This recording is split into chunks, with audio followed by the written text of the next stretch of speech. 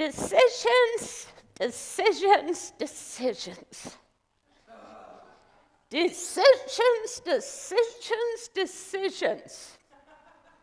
Now, when I first came up with that title, I was just trying to find an easy title, so they could print the program.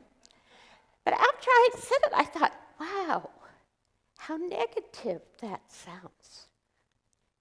I've said it negatively, and I've heard a lot of people. It seems like we say that when we're overwhelmed, or we can't make a decision, or there's just too many. I love the picture on our flyer of all those freeways, Sometimes we're making a decision on which freeway to go. But in this teaching, of course, we learn the power of decision. And of course, I'm using the book of a class that we had a few months ago, a book called Power of Decision. It's a good book. It's one of those books that many of us have probably had in our library for a long time. And it's written very simply, but has a few steps about the power of decision. Because think about it. Would we really not want to have the power of decision? What would we do then?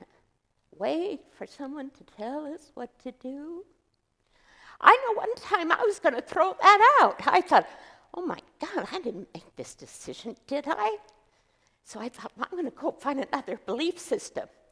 Well, I had already given up the Christian belief system that I grew up with a God out there that was going to protect me, so I can't go there. And the other way for me at that moment was to say, am I just a bouncing ball, just going off the walls? And I thought, that didn't feel really good. So I knew I had to come back to this teaching and get it. We work hard, or I do, and most of you do it, getting this teaching. So the first thing we want to look at is, of course, what do we teach about this law of mind? This aspect of this one that responds to our decision-making, that responds to our choices, that responds to our belief system, which we've been told mostly is in our unconscious, so sometimes we have to work at getting to what our belief system is, don't we? I had lunch a few weeks ago with an extended family member, and she's not of this religion or this belief system, and she was saying, I've got to quit my job, I've got to find something else to do, I'm getting too old. Her job is labor intensive. And so I said to her, what do you love to do? And she said, that's the problem. I don't know. I just can't do this anymore. And I don't know about you guys, but I'm a little guilty sometimes of that type of thinking. We say to ourselves we want something else. And yet what do? We stay focused on the very thing we don't want. And as we study this law, we know that it responds to a yes with a yes. It responds to what our belief system is, which makes our decisions. So the saying is, which sometimes I don't like to hear, if we want to know what's in our conscience, if we want to know what our belief system is, if we want to know the decisions we're making, look at our life. I know that there's many things in my life now that I'm glad I'm thinking those things. I'm glad I'm doing good. And yet, if I were to be honest, there's several areas of my life that I'd like to have just a little bit better, a little bit more. So, of course, we study this science of mind, this law that responds to a yes. I teach it. I talk about it. I actually think about it a lot now because I want to get it. I really want to get this. I love some of the pictures that come up about this law. Thomas Troer, a teacher of Ernest Holmes talked about the prototype. That we get an idea, we make a decision about it, and we put that into the law. And this prototype becomes a vortex and goes like this. I actually pictured this at this time when I was studying this. And it brings to itself, just like a magnet, all the stuff we need to get that. As long as we stick to that same prototype. Of course, I've been known to have a prototype and then change it immediately when I don't get it right away. The other way I like to picture the law, and this is so important and so easy, it's like the law of gravity. You know, the law of gravity, we have choices. We have choices whether we want to put this book here or here. I don't have to think about it. I don't have to say, I wonder if the law of gravity is working. You know, it could fall to the ground or it could float up in the air over your heads. I don't know. We don't even have to think about that now, do we? We've been associated with the law of gravity for so long that we just assume and we know. Don't even have to assume. We know that if we place something someplace, it's going to stay there.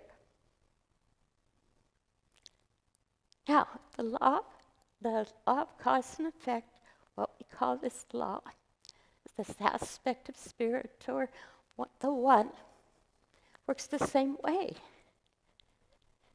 However, we still have to study it, don't we? We still seem to have to study it. And I love the studying of it, of course.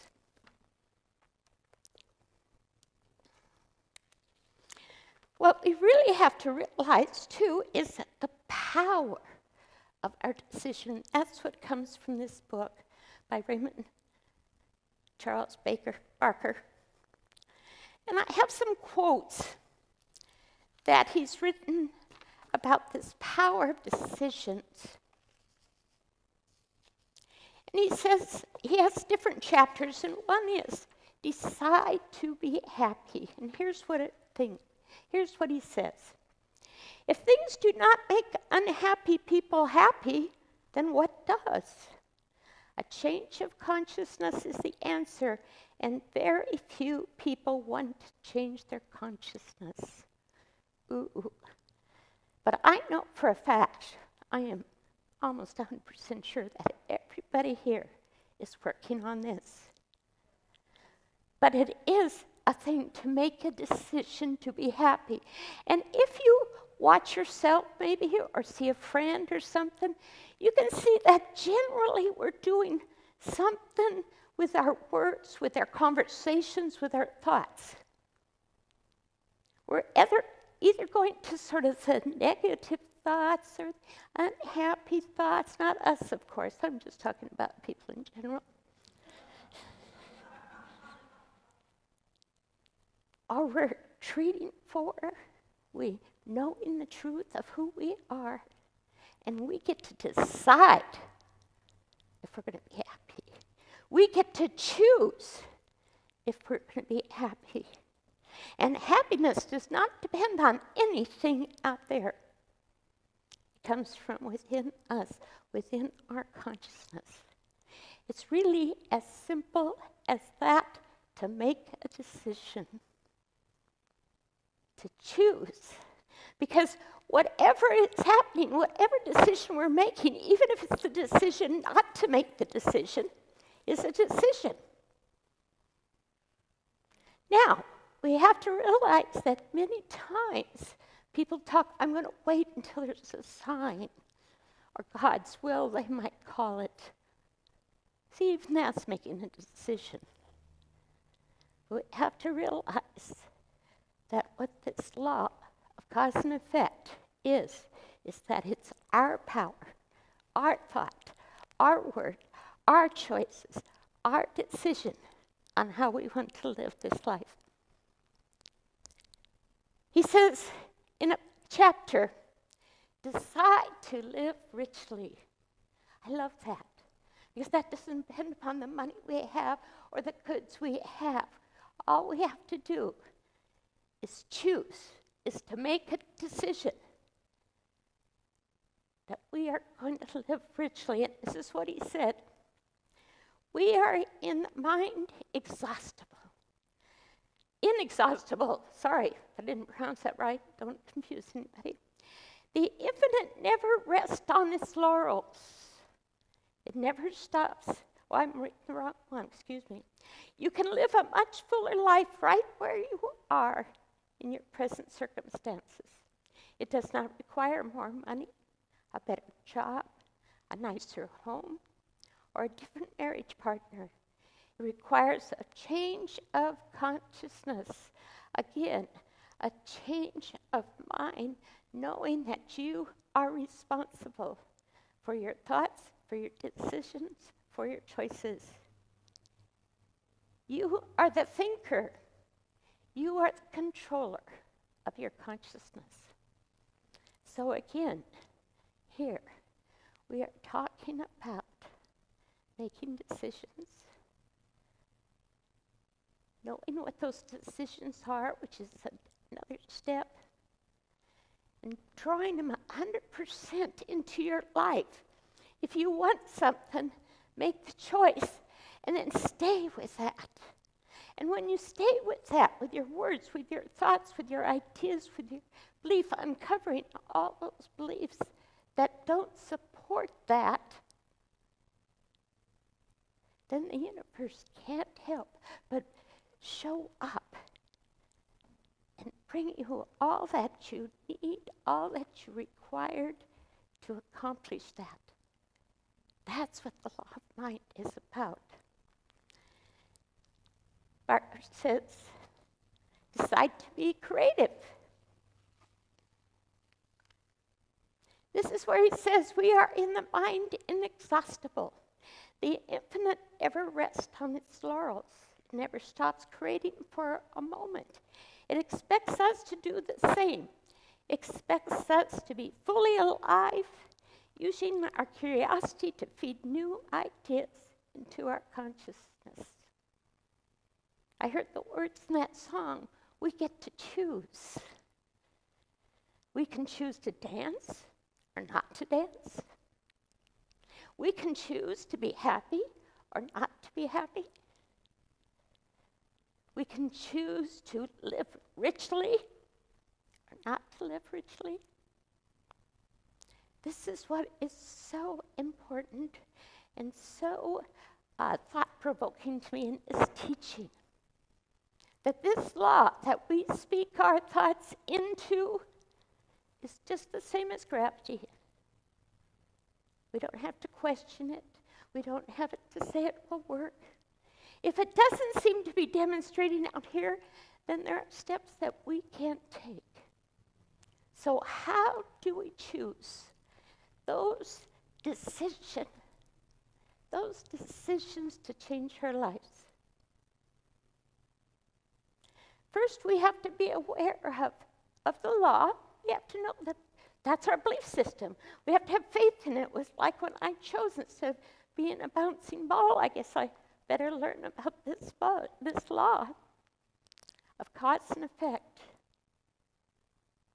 Then we have to take responsibility. Ooh, that's a word some of us get a little uncomfortable with, right? I'm responsible for that? No, it's his fault, it's her fault. Everybody else's, it's God's fault. Some God out there, and he's doing this to me. Now, the freedom that we have because this gift we've been given, that we are free will beings, expressing spirit, individualized as only we can. Each of us here are unique. There is no one else we need to be like.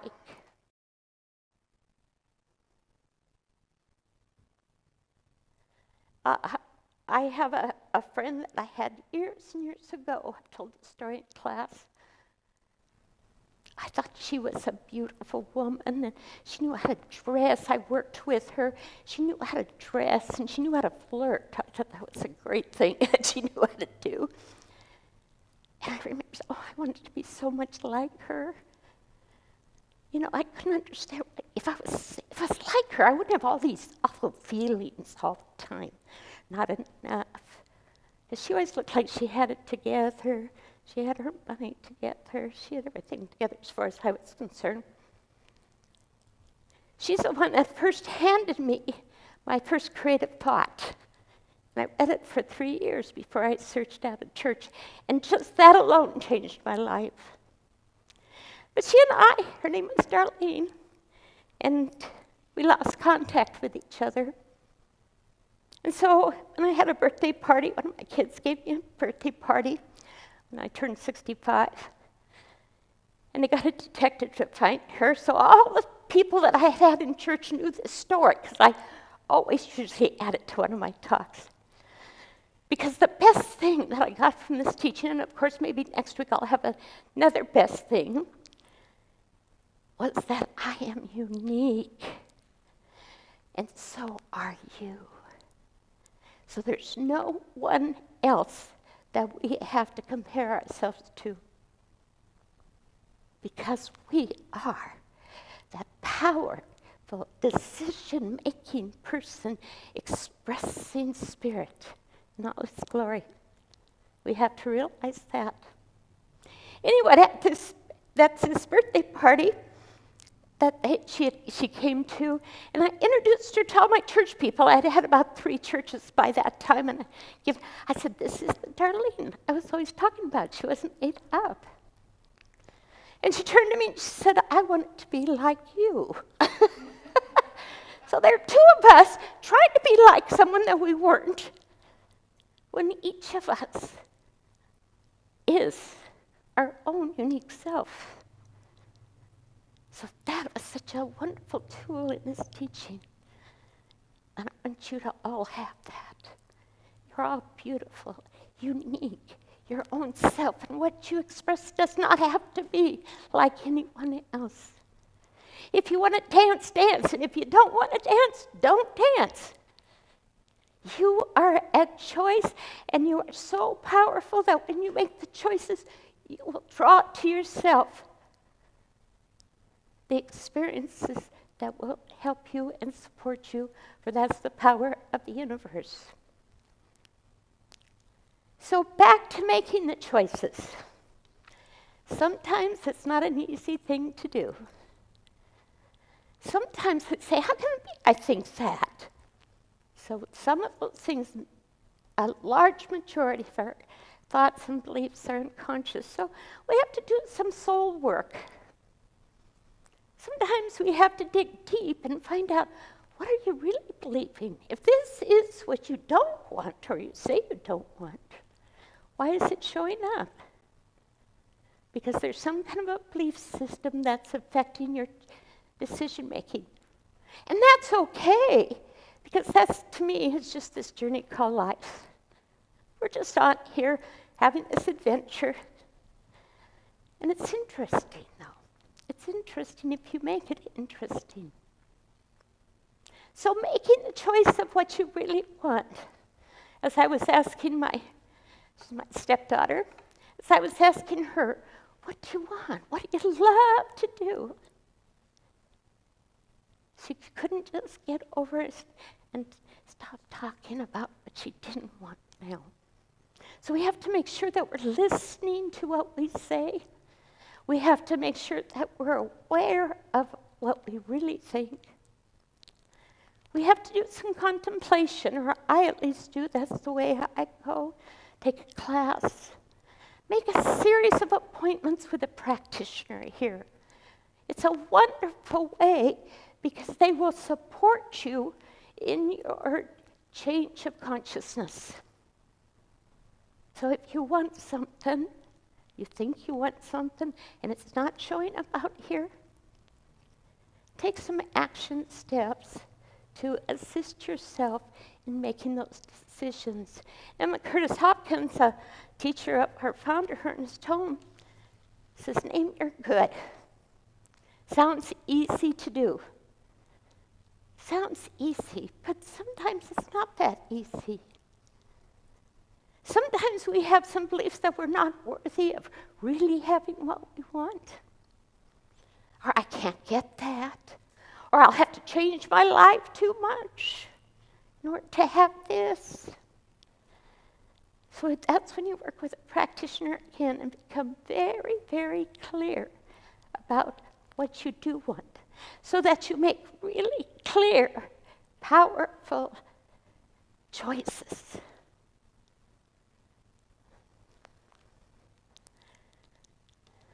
Back to the law. I have one more quote, and it's from Ernest Holmes. And it hit me. It was in our practitioner class this week. How often I read the textbook, and I never saw this before. It's a new paragraph they put in this book. But it hit home because, like I said before at the very first, I spend a lot of time thinking about this law. I really want to study it. I want to know it. I want to know how it works. But this is what Ernest Holmes says.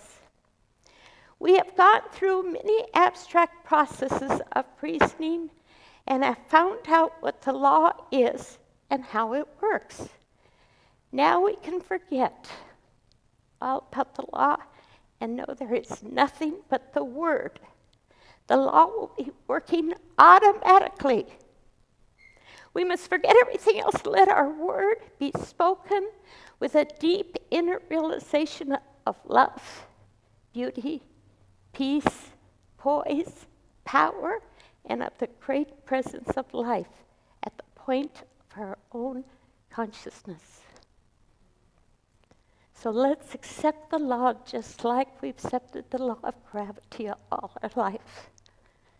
Let's just know that it works and is working. And let's focus on our word.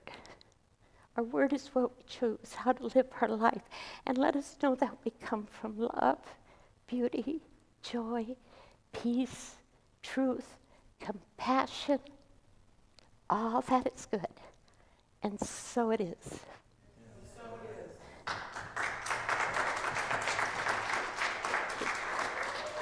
Thank you. So, now it's time to tithe, to give to the center so that we may continue doing our good.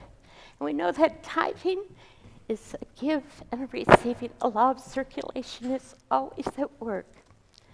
So join me, get back here, in saying our affirmation.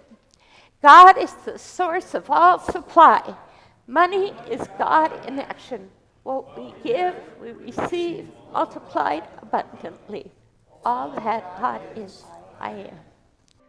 You are the face of God. I hold you in my heart. You are a part of me. You are the face of God. You are the face of God. I hold you.